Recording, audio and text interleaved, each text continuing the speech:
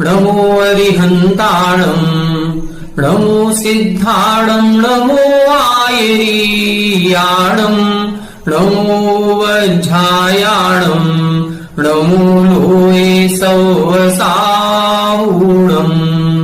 मोक्षमार्गस्य नेतारं वेत्तारं कर्मभूभृतां ज्ञातारं विश्वतत्त्वानां वंदे तत्गुणलब्धये। 1008 श्री मूलनायक आदिनाथ भगवान की जय। द्वासांग जिनवाणी माता की जय। आचार्य श्रेष्ठ आचार्य गुरुवर श्री 108 पूज्यपाद स्वामी महाराज की जय। आचार्य श्रेष्ठ आचार्य गुरुवर श्री 108 विद्यासागर जी महाराज की जय। जगत पूज्य निर्यापक श्रमण मुनि पुंगव श्री 108 सुधा सागर जी महाराज की जय। पूज्यवर आचार्य पूज्यपाद स्वामी जी द्वारा रचित इस सर्वार सिद्धि ग्रंथराज की स्वाध्याय श्रृंखला में 7वें अध्याय के अंतर्गत हम सभी 12 व्रतों के बारे में विस्तार से समझ रहे हैं। 12 व्रतों में 5 अणुव्रत, 3 गुणव्रत और 4 शिक्षाव्रत आते हैं। जो अणुव्रती होता है वह 5 प्रकार के हिंसा आदि पापों का जब एक देश त्याग करता है तब उसके अणुव्रत होते हैं। लेकिन इन 5 प्रकार के हिंसा आदि पापों का त्याग करने से या अहिंसा आदि गुणों को एक देश धारण करने से उसका पंचम गुण स्थान नहीं बनता है। पंचम गुण स्थान बनने के लिए यह जो अणुव्रति है इनको 7 शील व्रतों का पालन करना अत्यंत आवश्यक है। ये जो 7 शील व्रत होते हैं इन 7 व्रतों में 3 गुणव्रत और 4 शिक्षाव्रत आते हैं। गुणव्रत जो अणुव्रतों में दृढ़ता प्रदान करते हैं उन्हें गुणव्रत कहते हैं, और जो मुनि बनने की प्रेरणा देते हैं या मुनि बनने का एक अभ्यास गृहस्थ को कराते हैं उसको हम शिक्षाव्रत कहते हैं। गुणव्रत 3 हैं, दिग्व्रत, देशव्रत और अनर्थ दंड व्रत। जहां तक हमारा जीवन में आवागमन हो सकता है वहां तक की एक मर्यादा लेकर के, जहां हमारा आवागमन नहीं होना है ऐसे अप्रयोजन भूत क्षेत्र का आने जाने का त्याग कर देना, ये दिग्व्रत है। दिग्व्रत की जो मर्यादा ली जाती है ये जीवन पर्यंत के लिए ली जाती है, और इस जीवन पर्यंत के लिए ली गई जो मर्यादा है ये बृहद होती है, विस्तृत होती है। इस विस्तृत मर्यादा को या जो क्षेत्र है इस विस्तृत क्षेत्र को कम करना है, और फिर जो काल की सीमा है अभी हमने जीवन भर के लिए लिया था, अब हम अपने समय की अनुकूलता के देखते हुए 5 साल, 1 साल, 4 महीने, 6 महीने, 10 दिन, घंटे, 2 घंटे, जो भी हमारा समय है उसकी अनुकूलता के अनुसार समय को भी कम करें, और क्षेत्र को भी जब हम कम करते हैं तो वह देशव्रत कहलाता है। दिग्व्रत और देशव्रत में जो मर्यादा ली जाती है उस मर्यादा के बाहर सूक्ष्म पापों का भी त्याग हो जाने के कारण से इस गृहस्थ को, इस अणुव्रति को महाव्रति की संज्ञा उपचार से प्रदान की जाती है। किसको की जाती है? जिसके प्रत्याख्यानावरण कषाय का भी जो उदय चल रहा है वो मंद से मंदतर हो जाता है, तभी जाकर के उसके इस प्रकार की महाव्रतों की संज्ञा दी जाती है। अनर्थ दंड व्रत में जो हमारी सीमा है, चाहे वो दिग्व्रत की हो चाहे देशव्रत की हो, उस सीमा के अंदर भी अप्रयोजन भूत मन वचन काय की प्रवृत्ति को त्याग करना या छोड़ना, ये अनर्थ दंड व्रत कहलाता है। इसके 5 भेद किए गए थे: अपध्यान, पापोपदेश, दुष्श्रुति, प्रमाचर्या और हिंसोपकरण दान इत्यादि। फिर इसके बाद हमने शिक्षाव्रतों पर चर्चा करना प्रारंभ किया था। शिक्षाव्रत में 4 शिक्षाव्रत होते हैं: सामायिक शिक्षाव्रत, प्रोषधोपवास शिक्षाव्रत, भोगोपभोग परिमाण शिक्षाव्रत और अतिथि संविभाग शिक्षाव्रत। पूर्व कक्षा में हमने 2 शिक्षाव्रतों पर चर्चा की थी: सामायिक शिक्षाव्रत और प्रोषधोपवास शिक्षाव्रत।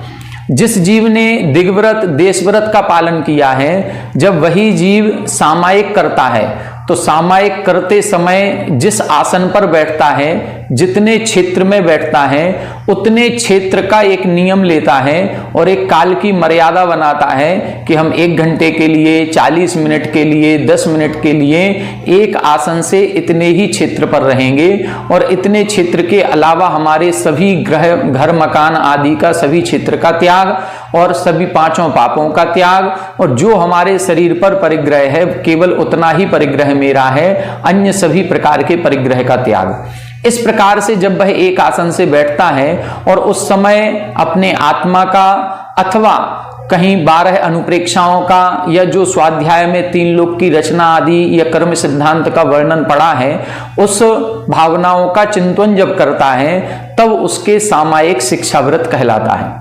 और इस प्रकार के सामायिक के नियम के समय भी वह पूर्ववत, जैसा दिग्व्रत और देशव्रत में बताया गया था कि मर्यादा के बाहर महाव्रती की संज्ञा को प्राप्त होता है, यहां पर भी केवल उतने क्षेत्र में ही जितने में वो बैठा है उतने में ही वह अनुवृत्ति है, उसके अलावा वह महाव्रती की संज्ञा को प्राप्त होता है। यह हमने पूर्व कक्षा में समझा था।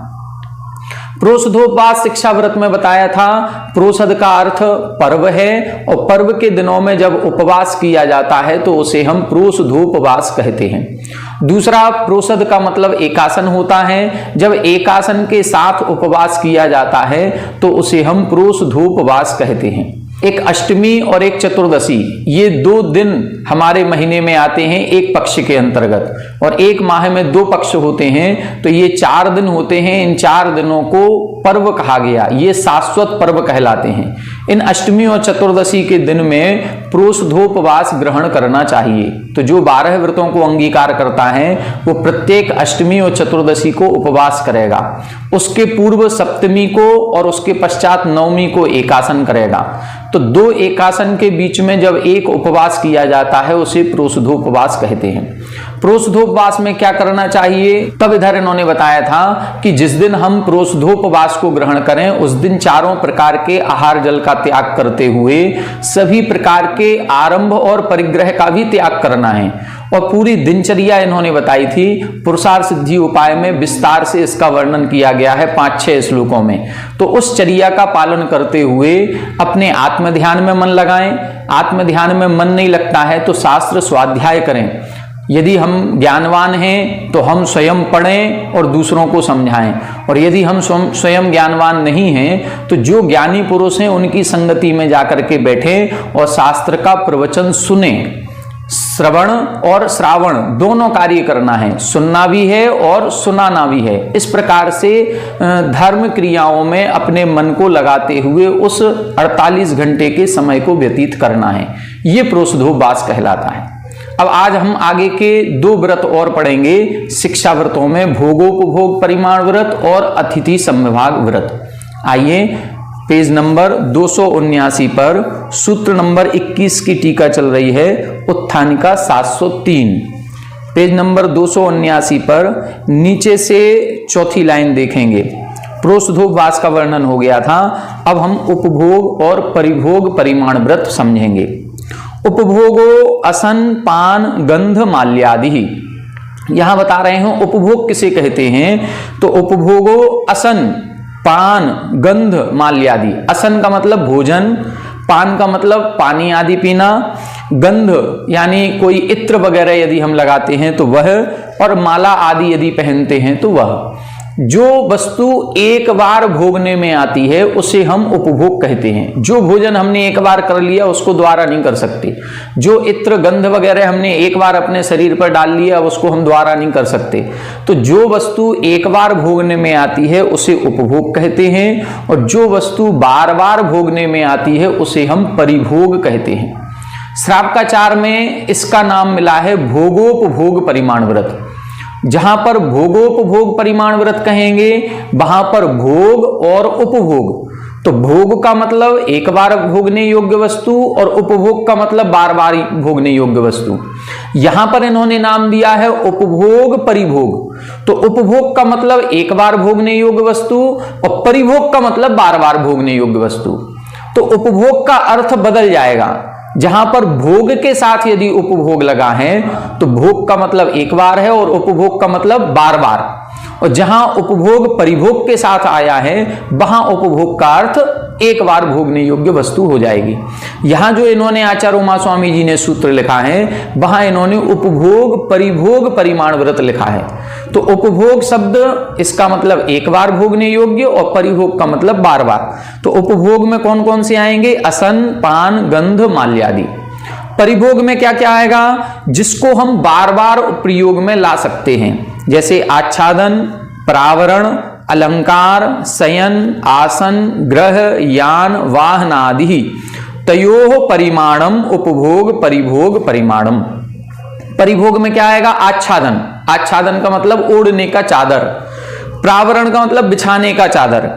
अलंकार, अलंकार का मतलब स्वर्ण आदि के जो आभूषण होते हैं इनको हम बार बार पहन सकते हैं। शयन, आसन, शयन यानी जो बिस्तर हमारा होता है वो बिस्तर, आसन का मतलब चटाई आदि, तो बैठने के लिए कुर्सी है, सोफा है या चटाई आदि है, या लेटने के लिए जो बेड आदि हैं ये सब आ जाएंगे। ग्रह यानी मकान आदि, यान वाहन अर्थात जो हमारे गाड़ी घोड़े आदि होते हैं ये सब इसके अंतर्गत आ जाएंगे। तो एक बार भोगने में आए वो उपभोग, बार बार भोगने में आए वो परिभोग। ऐसे इन तयोः यानी दोनों का, दोनों प्रकार की सामग्री का परिमाणम, परिमाण करना, इसको हम उपभोग परिभोग परिमाण कहते हैं। पहले हमने परिग्रह परिमाण व्रत लिया हुआ है। जब परिग्रह परिमाण व्रत लिया है तो उस परिग्रह परिमाण व्रत में हमने पहले ही अपने परिग्रह की सीमा बना ली है, लेकिन वो जो परिग्रह की सीमा बनाई थी वो आजीवन के लिए बनाई थी, जीवन पर्यंत के लिए। जो उपभोग परिभोग परिमाण व्रत की सीमा बनाई जाती है वो जीवन भर के लिए नहीं होती। जैसे हमने दिग्व्रत और देश व्रत बताया था, दिग्व्रत की सीमा ये विस्तृत होगी और काल की मर्यादा भी जीवन पर्यंत की होगी। तो परिग्रह परिमाण व्रत भी दिग्व्रत के समान है। वहां पर जो हम मर्यादा लेंगे परिग्रह की वो भी बहुत बड़ी होगी और जीवन पर्यंत के लिए होगी। फिर दिग्व्रत में जैसे हमने अपनी अनुकूलता देखी तो देश व्रत ले लिया, इसी प्रकार से अब परिग्रह परिमाण व्रत में जो हमने मर्यादा बनाई थी उसमें अब हम कम करेंगे और कम करते हुए अब हम भोगोपभोग परिमाण व्रत की मर्यादा बनाएंगे। जैसे मान लो हमने परिग्रह परिमाण व्रत में जब हमने भोजन आदि की मर्यादा बनाई थी या सोने चांदी आदि की मर्यादा बनाई थी, उस समय मान लो हमने नियम लिया कि हम 5 किलो सोने के आभूषण से ज्यादा नहीं रखेंगे। हमारे पास 5 चैन होंगी, 10 अंगूठी होंगी, 10 हार होंगे आदि आदि जो भी आभूषण हैं। लेकिन अब मान लो पर्युषण के या 10 लक्षण के 10 दिन आए हैं, अब हम इन 10 दिनों में नियम करेंगे, हम 5 जो चैन हमारे पास रखी हैं उनमें से 2 निकाल लिए, बस ये हम 2 का ही प्रयोग करेंगे, बाकी 3 का नहीं करेंगे। तो बाकी 3 का हमने सर्वथा को त्याग नहीं कर दिया, वो त्याग केवल 10 दिन के लिए किया है। इसको बोलेंगे भोगोपभोग परिमाण। हमने वस्त्रों का परिमाण किया था परिग्रह परिमाण में कि हम 100 जोड़ी वस्त्र रखेंगे, इससे ज्यादा नहीं रखेंगे, ये जीवन भर के लिए है। लेकिन जब 10 लक्षण के दिन आएंगे तो हमने अपने 4 जोड़ी कपड़े अलग निकाल लिए और 10 दिन का नियम लिया कि 10 दिन केवल ये 4 जोड़ी ही पहनेंगे, बाकी का हमारा त्याग। तो बाकी का हमने सर्वथा त्याग नहीं किया, सर्वथा त्याग नहीं करना है। ये भोगोपभोग परिमाण व्रत उस आजीवन की मर्यादा में कम करने के लिए होता है। तो दिन प्रतिदिन के हिसाब से इसको नियम लिया जा सकता है। हमने जीवन भर के लिए एक नियम लिया था कि हम 100 हरी सब्जियों से ज्यादा नहीं खाएंगे, चाहे वो फल हो, चाहे वो सब्जियां हो, चाहे वो भाजी आदि हो, कुछ भी हो, 100 से ज्यादा नहीं खाएंगे। लेकिन आज हमारा एक नियम है कि हम 5 हरी से ज्यादा नहीं खाएंगे। तो ये भोगोपभोग परिमाण व्रत होगा। हमारे घर में 10 वाहन खड़े हैं, लेकिन 10 वाहन में से हमने 2 का नियम लिया कि हम ये 2 वाहनों का ही प्रयोग करेंगे, बाकी को नहीं करेंगे। तो ये इस प्रकार से परिग्रह परिमाण व्रत की जो जीवन पर्यंत की मर्यादा थी उस मर्यादा को दिन प्रतिदिन घंटे 2 घंटे की अपेक्षा से कम करना, ये भोगोपभोग परिमाण व्रत कहलाता है। तो इसमें भोग की सामग्री और उपभोग की सामग्री, ये दोनों प्रकार की सामग्रियों का नियम लिया जाता है। और ये नियम कितने भी प्रकार का हो सकता है। हमारी अनुकूलता पर डिपेंड करेगा। हमारे पास जैसा समय है, जैसी अनुकूलता है, 1 घंटे का समय मिला है और हमें लग रहा है कि हम 1 घंटे इस घर से बाहर नहीं जाना है, तो अब हमारे पास 5 मकान हैं, हम 4 मकान का त्याग कर दें कि हम 1 घंटे तक इसी मकान में रहेंगे, बाकी 4 का त्याग। तो ऐसा किया जा सकता है। ये भोगोपभोग परिमाण व्रत के अंतर्गत आता है। इसके अलावा भी जो भक्ष्य अभक्ष्य होते हैं उनका विचार भी भोगोपभोग परिमाण व्रत में किया जाता है। भोगोपभोग परिमाण व्रत में भक्ष्य अभक्ष्य से क्या मतलब, जो कुछ अभक्ष्य होते हैं उन अभक्ष्य का त्याग किया जाता है और भक्ष्य सामग्री को ही ग्रहण किया जाता है। तो कुछ अभक्ष्य सामग्री ऐसी होती है जिनका जीवन पर्यंत के लिए त्याग कर देना चाहिए। ऐसे अभक्ष्य कुछ तो अपने शास्त्रों में 22 प्रकार के अभक्ष्य कहे गए हैं और अन्य प्रकार से यदि देखा जाए तो 5 प्रकार के अभक्ष्य कहलाते हैं। इनका वर्णन आचार्य समंतभद्र स्वामी जी ने भी किया और पुरुषार्थ सिद्धिकार अमृतचंद्र आचार्य महाराज ने भी किया। वही 5 प्रकार के अभक्ष्यों का वर्णन यहां पर भी किया है कि जो भोगोपभोग परिमाण व्रत वाला है वो इन 5 प्रकार के अभक्ष्यों का सेवन नहीं करेगा। ये 5 प्रकार के अभक्ष्य कौन से होते हैं? एक तो है प्रमाद कारक। ऐसे कोई भी पदार्थ का सेवन हम नहीं करेंगे जो प्रमाद को उत्पन्न कराते हों, जिनको खाने पीने से नशा आ जाता हो और हम अपनी सुध बुध भूल जाते हों। जैसे शराब आदि का, मदिरा आदि का सेवन नहीं करेंगे। दूसरा है त्रस हिंसा कारक। ऐसे पदार्थों का सेवन नहीं करेंगे जिसमें अत्यधिक त्रस जीवों की हिंसा होती हो। तो त्रस हिंसा कारक, इनका जो नियम होगा ये जीवन पर्यंत के लिए होगा। ये जो अभक्ष्य हैं इनका जीवन पर्यंत के लिए त्याग करना है। तो पहला कौन सा है? प्रमाद कारक। दूसरा है त्रस हिंसा कारक, जिसमें त्रस जीवों की 2 इंद्री, 3 इंद्री, 4 इंद्री, पंचेंद्री जीवों की हिंसा होती है। ऐसे पदार्थों का त्याग, जैसे शहद आदि खाने का त्याग, तो ये वस्तुओं का सेवन नहीं करेंगे। इसके बाद तीसरा आएगा एकेंद्रीय जीवों की हिंसा। अब जैसे अणुवृत्ति है तो उसके एकेंद्रीय जीवों की हिंसा का कोई नियम नहीं है, वो स्थावर जीवों की हिंसा कर सकता है।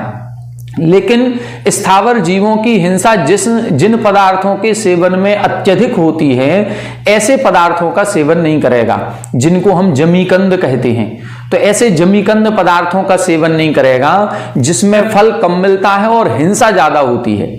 एक साधारण शरीर में अनंतानंत जीव रहते हैं। अब ऐसे एक साधारण शरीर नहीं है। आलू की एक सुई यदि हम चुभोएं आलू में तो उसकी नोक पर असंख्यातों साधारण शरीर आ जाएंगे और उस एक शरीर में अनंतानंत जीव हैं।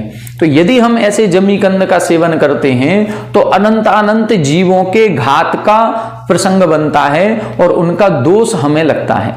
अब एकेंद्रीय जीवों के घात का हमारा कोई नियम नहीं है, लेकिन फिर भी जहां पर बहु जीवों की, स्थावर जीवों की हिंसा होती है, ऐसे अनंत जीवों की हिंसा जिसमें है ऐसे पदार्थों का सेवन का वो त्याग कर देता है।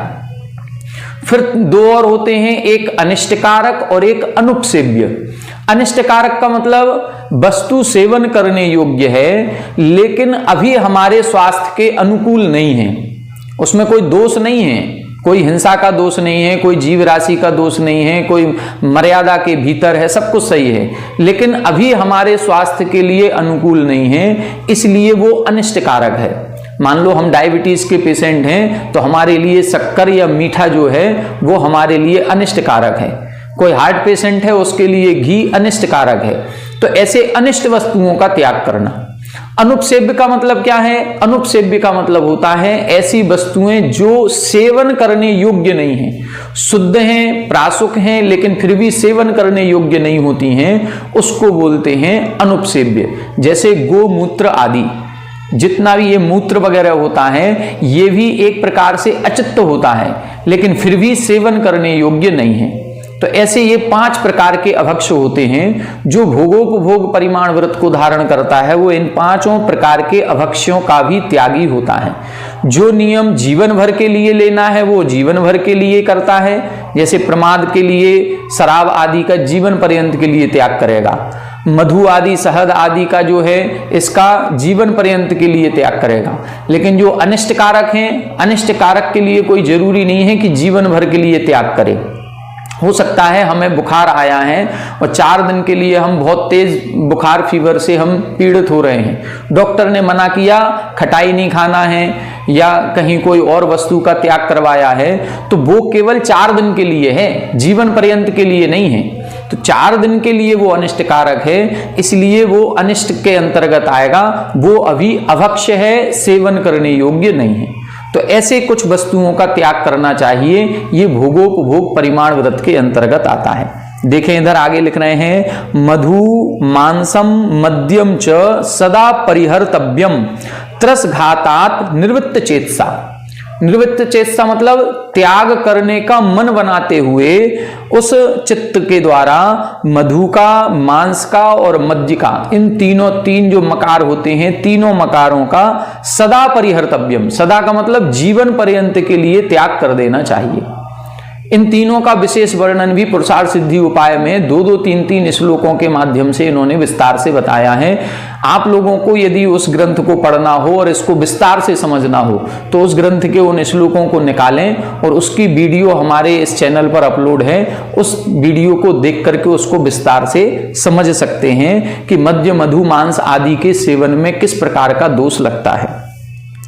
आगे लिखा, केतकी अर्जुन पुष्पादीनी श्रृंग वेर मूलक आदीनी बहु जंतु योनि स्थानानि अनंत काय व्यपदेश अर्हाणि परिहर्तव्यानि बहुघात अल्प फलत्वात्। यहां बता रहे हैं केतकी अर्जुन पुष्पादीनी, केतकी के फूल, अर्जुन के फूल, ये जो कुछ फूल हैं ये फूलों में अनंत जीवों का घात होता है।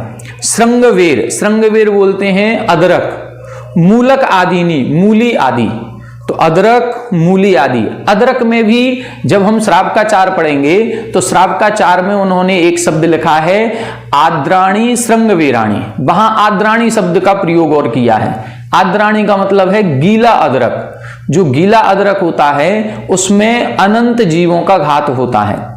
लेकिन यदि उस अदरक को हम सुखा लेते हैं और सुखा करके पीस लेते हैं और सौंठ बन जाती है तो वो सौंठ यूज करने योग्य है, उसका प्रयोग किया जा सकता है, वो त्याज्य नहीं है।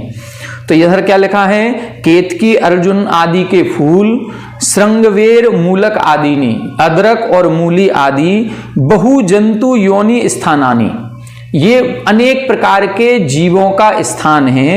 और अनंत काय व्यपदेश अर्हाणि, और अनंत काय मतलब अनंतानंत जीव यहां पर कहे गए हैं, इनको परिहर्तव्यानि, इनको त्याग कर देना चाहिए, इनका सेवन नहीं करना चाहिए, ये अभक्ष्य कहलाते हैं। क्यों? बहुघात अल्प फलत्वात्, क्योंकि इनमें घात बहुत हो रहा है, फल कम मिल रहा है। यहां मांस के भोजन करने का दोष भी नहीं आएगा, क्योंकि एक इंद्रिय जीवों में मांस का दोष नहीं होता। एक इंद्रिय जीवों का शरीर ऐसा अंगोपांग नाम कर्म का उनके उदय नहीं होता है, तो इसलिए उनका मांस का सेवन का भी दोष नहीं लगेगा। तो जब मांस के सेवन का दोष नहीं है, वो 2 इंद्रिय से शुरू होता है, तो इसको भक्षण करने में क्या दोष है? भक्षण करने में ये दोष है कि यहां पर अनंत जीवों का घात हो रहा है और हमें फल कम मिल रहा है। थोड़े से जिह्वा के टेस्ट के लिए हम अनंत जीवों का घात क्यों करें? क्योंकि हम जो कुछ भी खाएंगे सभी में कहीं ना कहीं हिंसा तो है ही। हम जो लौकी, भिंडी या अन्य कोई गिलकी वगैरह खाते हैं तो इन सब्जियों में भी हिंसा तो हो रही है, लेकिन वो हिंसा अनंत जीवों की नहीं है, वो संख्यात और असंख्यात जीवों की हिंसा होती है। लेकिन यहाँ तो एक साधारण शरीर में अनंतानंत जीव होते हैं, इसलिए इनके त्याग की बात कही गई है। इसके अलावा और क्या लिखा, यान वाहन आभरण आदिषु एतावत एव इष्टम अतः अन्यत अनिष्टम इति अनिष्टात निर्वर्तनम कर्तव्यम काल नियमेन यावत जीवम वा यथाशक्ति।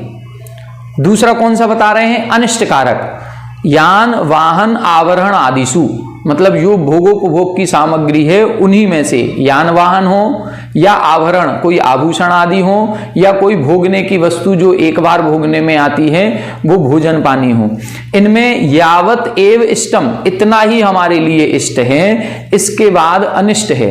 ऐसा अनिष्ट जान करके अनिष्ट पदार्थों से निर्वर्तनम कर्तव्यम दूर हो जाना, उनका त्याग कर देना। कितने समय के लिए? काल नियमेन, या तो काल के नियम से करें कि हम 1 वर्ष के लिए, 1 दिन के लिए, 1 घंटे के लिए, अथवा यावत जीवम, यावत जीवन का मतलब जीवन पर्यंत के लिए त्याग करें। तो यथाशक्ति, जैसी हमारी शक्ति है, यदि जीवन पर्यंत के लिए त्याग कर सके तो जीवन पर्यंत के लिए करें, नहीं है तो 1-1 दिन के लिए तो कर ही सकते हैं। जो 60 रसी का उपदेश दिया जाता है वो 6 रसी का उपदेश भी इसी अपेक्षा से है। उन रसियों का जो व्याख्यान है पूज्य सुधा सागर महाराज श्री ने प्रवचनों में 1-2 बार बताया है कि ये जो रसियों का व्याख्यान किया गया है कि सोमवार को ये रसी, मंगलवार को ये रसी, वो ग्रह नक्षत्रों की अपेक्षा से भी हमारे शरीर पर अत्यंत प्रभावकारी होता है, इसलिए उन वस्तुओं का त्याग उस दिन करवाया गया। तो यदि हम वो त्याग करते हैं तो हमारा शरीर स्वस्थ रहेगा, और यदि नहीं करते हैं तो वो अनिष्ट कारक होगा। तो ऐसा अनिष्ट मान करके उनका त्याग करना चाहिए। इस प्रकार से यहाँ पर इन्होंने जो 5 प्रकार के भक्ष्य होते हैं उनका इधर वर्णन कर दिया।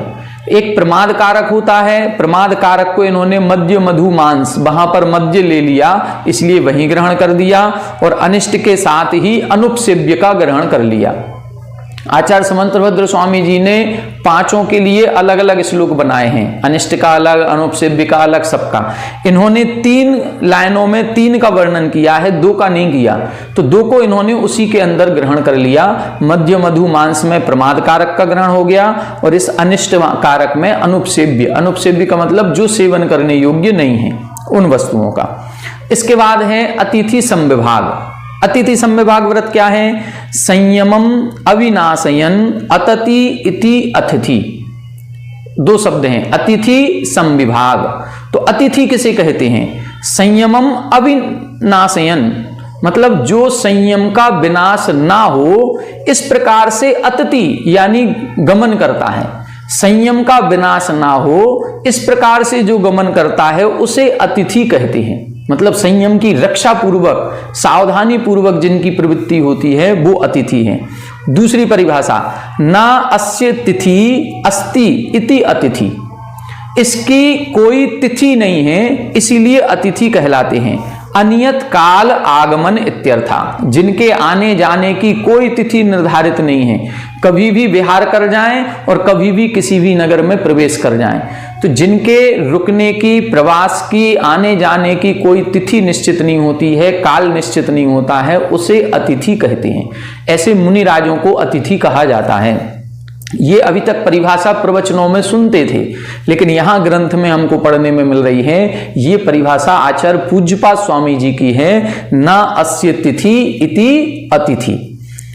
अतिथये संविभागो अतिथि संविभाग, अतिथि के लिए जो संविभाग किया जाता है, जो हम शेयर देते हैं या जो हमने अपना भोजन पानी बनाया है उसका विभाग करते हैं, उसे अतिथि संविभाग कहते हैं।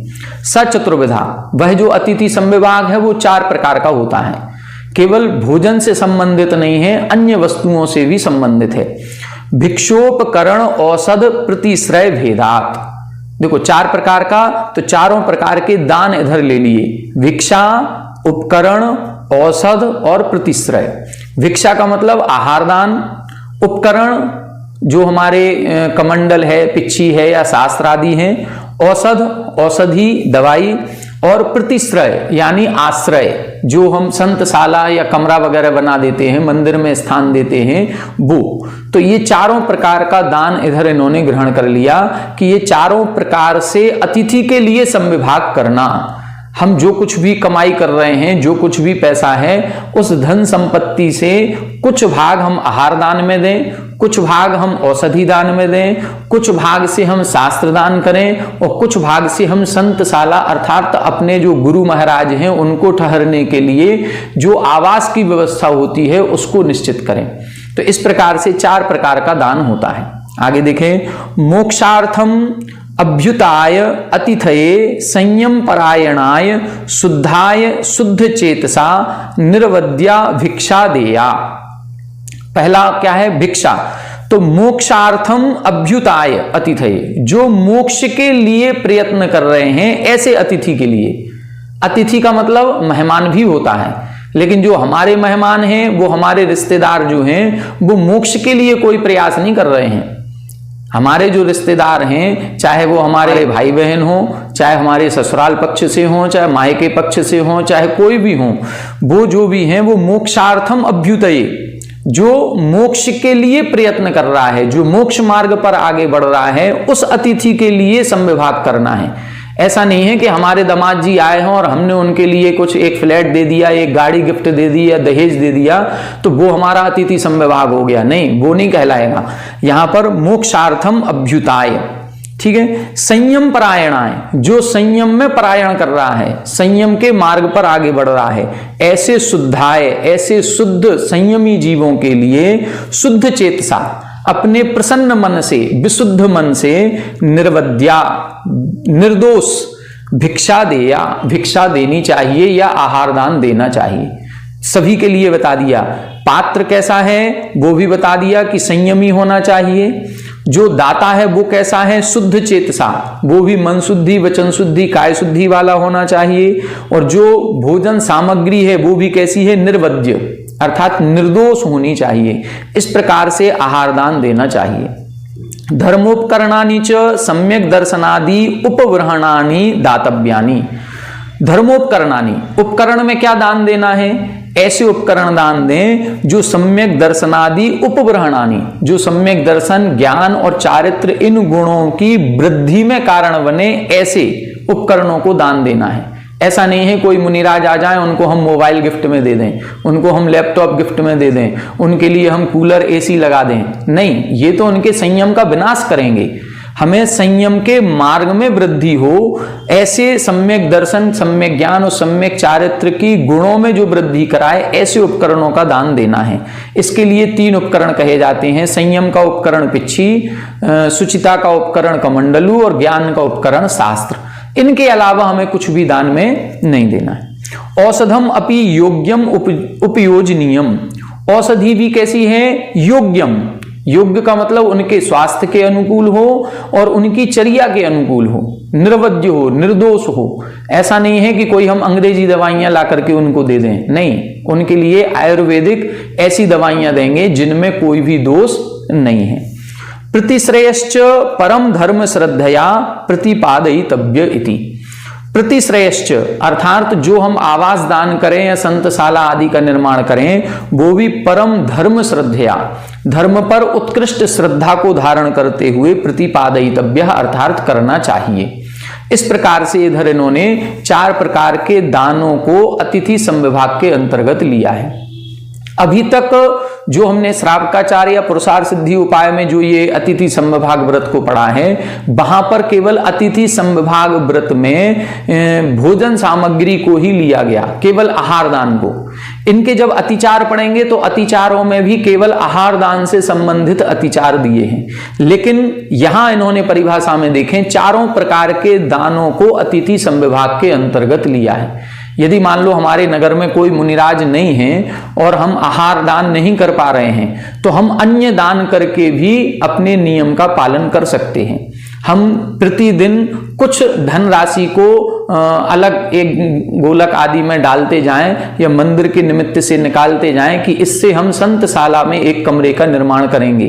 तो यदि हम प्रतिदिन के हिसाब से वो धन संपत्ति को भी अलग कर रहे हैं तो वो भी हमारा अतिथि संविभाग के अंतर्गत आ जाएगा। कुछ औषधि दान के निमित्त करते हैं तो वो भी हमारा औषधि दान में आ जाएगा, वो धन संपत्ति।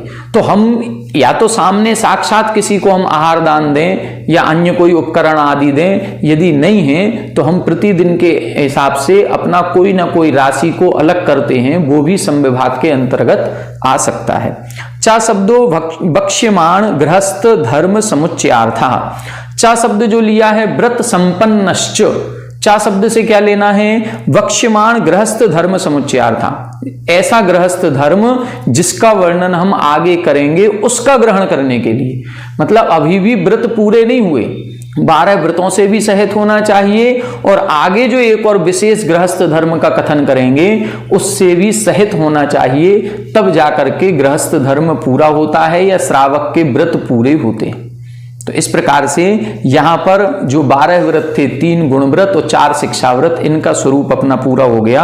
अब आगे अपन अगले सूत्र में देखेंगे कि जो चा शब्द से इन्होंने गृहस्थ धर्म का उल्लेख किया है वो कौन सा है। वो एक धर्म है सल्लेखना। बिना सल्लेखना के ये 12 व्रत भी अधूरे माने जाते हैं, इनका कोई प्रयोजन सिद्ध नहीं होता है। तो ऐसे सल्लेखना का क्या स्वरूप है, सल्लेखना कब धारण की जाती है, सल्लेखना की विधि क्या होती है और सल्लेखना का फल क्या होता है, इन सभी विषयों पर अपन आगे की कक्षा में चर्चा करेंगे। आज की कक्षा में इतना ही। आप सभी हमारे साथ बने रहें। सभी को जय जय।